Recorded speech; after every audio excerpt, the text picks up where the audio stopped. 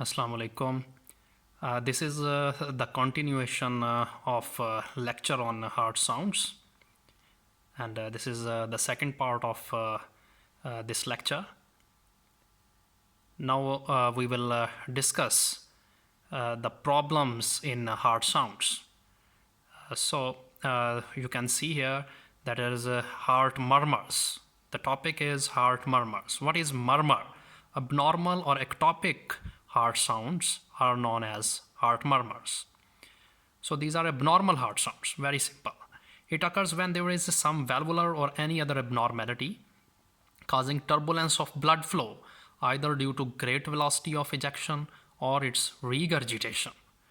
So murmurs are actually of two types. One is stenosis and other is your regurgitation. So we will discuss both of these types one by one. So you can see here what is stenosis. It is an abnormal narrowing in blood vessel and associated with unusual heart sounds occur due to narrowed blood vessels. Main cause is atherosclerosis, and due to atherosclerosis, stroke volume decreases, which results in decrease in cardiac output. So the blood comes out of the heart becomes decreased. So when the blood remain in the heart, it is ejected with higher velocity, and due to decrease in the diameter of blood vessel, blood rushes out, and this rushing of blood produces a sound that is stenosis. Produces a very loud sound. You can see here the stenosis, narrowing of blood vessel. While what is regurgitation? The blood flow in the opposite direction from normal, as the backward flowing of blood into the heart or between heart chambers is known as regurgitation. So the backflow of blood. And why this backflow occurs? Because there occur problems in heart valves. So when the heart valves become incompetent or insufficiency of heart valves occur, so there occurs regurgitation or backflow of the blood. So these are two types. Murmurs are of two types. One is stenosis and other is regurgitation. So in stenosis, there is a complete insufficiency of the valves, and in regurgitation, there is a partial insufficiency of the valves. So valves are partially defective in regurgitation and completely defective in stenosis. Now see here, murmurs. Blood flow through a structurally normally closed during systole. So when there is flowing of blood through a normally closed valves, that is mitral or tricuspid, then it is regurgitation. And blood flow through a valve normally open in systole but abnormally narrowed. So be focus on narrowing of valves. Okay, and this is stenosis.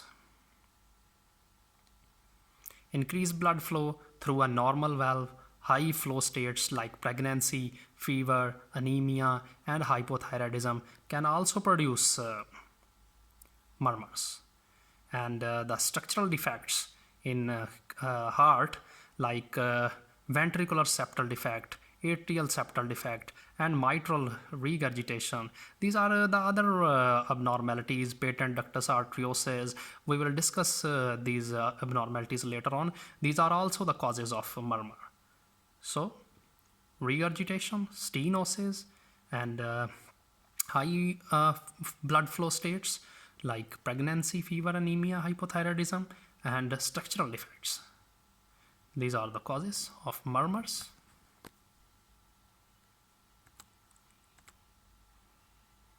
Now what we will see in the murmur, not where it is hard best and where it radiates.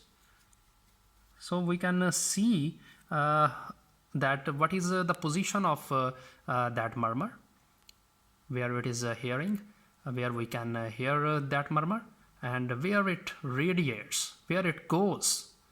And second is try to discern if the murmur occurs in systole or diastole. So determine that what is the location of what is the occurrence of murmur, in which phase murmur will occur, either in systole or in diastole. And then note the sound, either it is blowing or grating.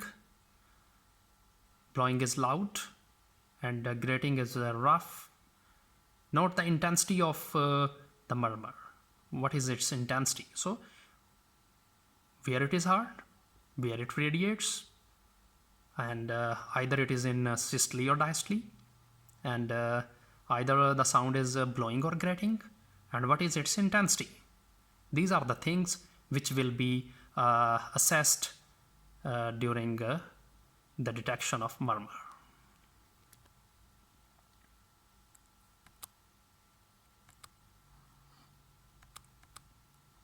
Now you will see here there are actually two types of murmurs. One is systolic murmurs and other are diastolic murmurs. So which occur during systole of the heart, they are called systolic murmurs.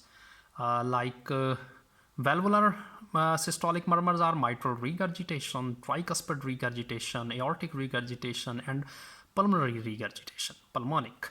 And non-valvular are patent ductus arteriosus and ventricular septal defects. So we will discuss each of them one by one.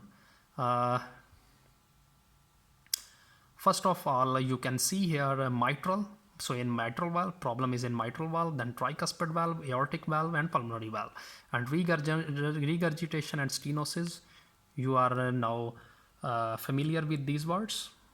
What is regurgitation? What is stenosis? So systolic valvular murmurs. First is mitral regurgitation, high pitch pan-systolic murmur with blowing quality. So it is of a loud, it has loud sound. And pan-systolic means it occurs throughout the systolic phase. Pan-systolic means throughout the systolic phase, and it radiates into the axilla.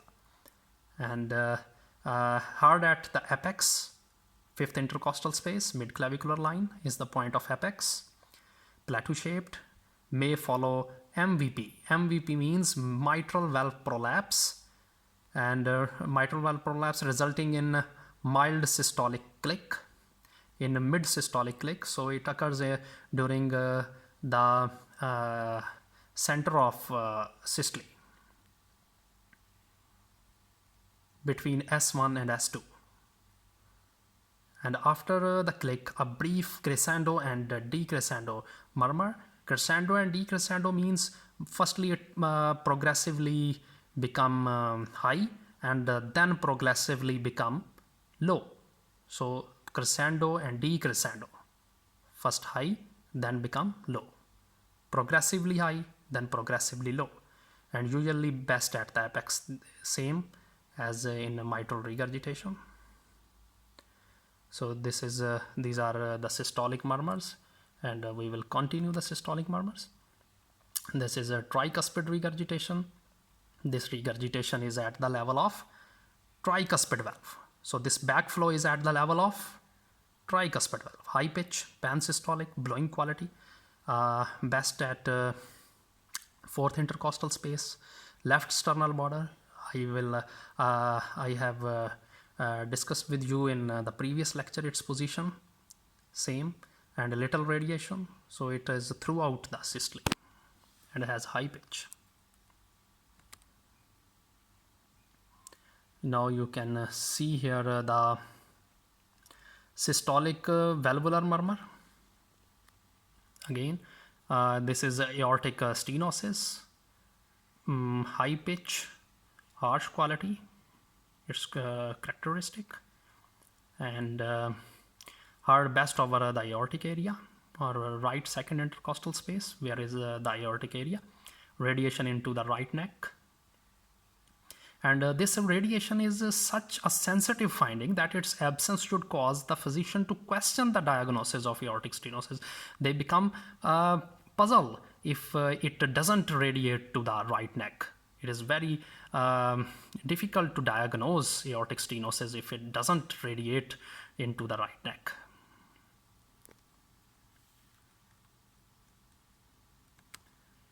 So systolic valvular murmurs continue with the pulmonic stenosis, medium to high pitch with harsh grinding sound and radiating into the neck.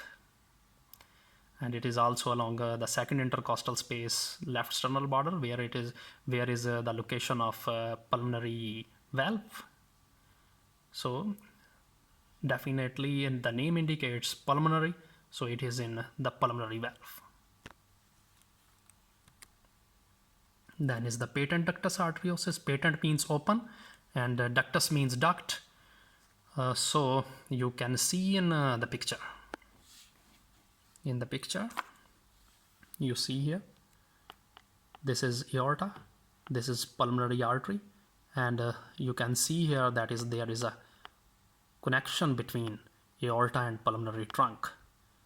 This connection is called patent ductus arteriosus. This is not normally present.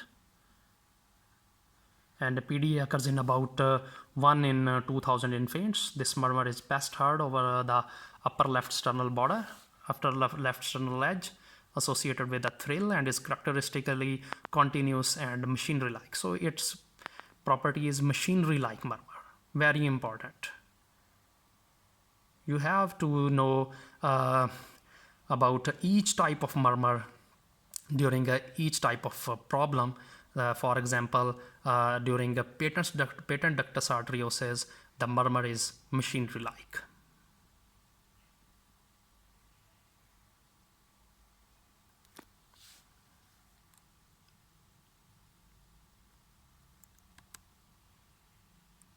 In ventricular septal defects, you also see here that is this is one ventricle, this is the other, and there is an opening between the ventricle which is not normally present.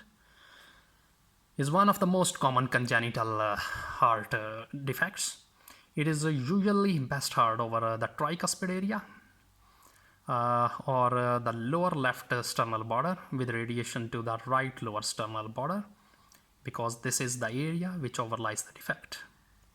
So it is best heard at tricuspid area and it radiates to the right lower sternal border, and its radiation, where it radiates to the right lower sternal border, because here the defect is present.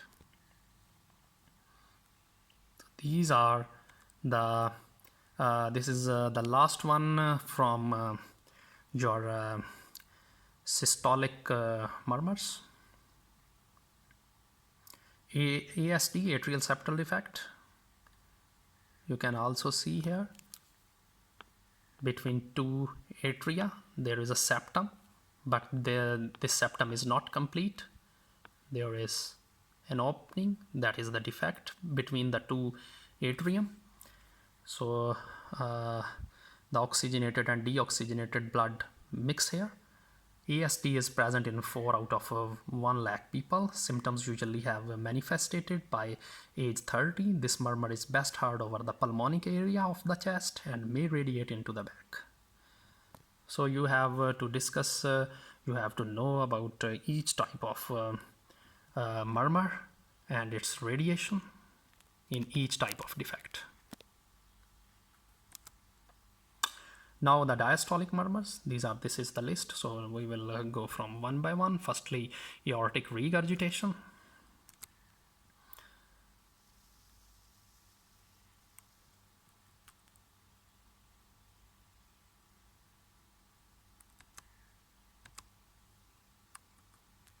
So firstly, mitral stenosis, low pitched, decrescendo pattern, progressively becomes low and quite too loud with the thrill. rough rumble quality. Rumble means loud, low, and continuous voice, and best heard at the apex because it is mitral. Mitral level is at apex. And what is thrill? We have also discussed in the previous slides what is thrill. When you put